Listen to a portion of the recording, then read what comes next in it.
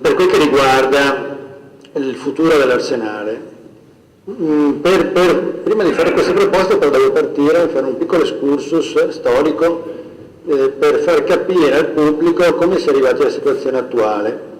Beh, intanto quando parliamo di Arsenale è bene che sia chiaro che parliamo non di un gruppo di case, ma di un sesto della città di Venezia, quindi una fetta consistente di questa città.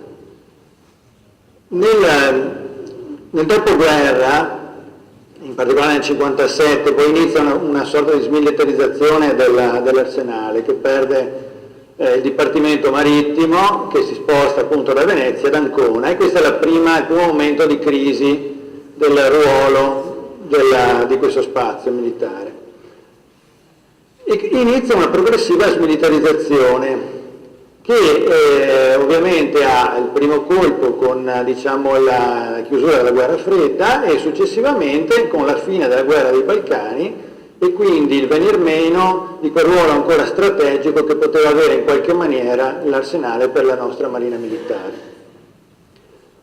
Nel 99 il Comune, nella persona dell'assessore D'Agostino, redige il piano direttore e qui abbiamo una prima divisione di quelle che saranno le destinazioni d'uso dell'Arsenale in Arsenale Nord, che viene destinato sostanzialmente al Consorzio Venezia Nuova, l'Arsenale Sud, che avrà una vocazione, secondo le intenzioni del Comune, culturale, e l'Arsenale Ovest, cioè il cosiddetto Arsenale Vecchio, che invece è destinato a rimanere zone assolutamente militari. In questo momento inizia quindi una sorta di frammentazione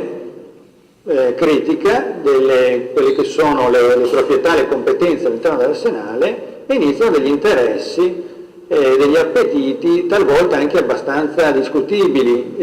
per cui abbiamo avuto proposte in quegli anni, parliamo del 99-2000, che vanno dalla famosa proposta di Galanna di creare una grande Arsenal per gli yacht di lusso a naturalmente i soliti alberghi, fino addirittura, ricordo, agli studi televisivi di Mediaset,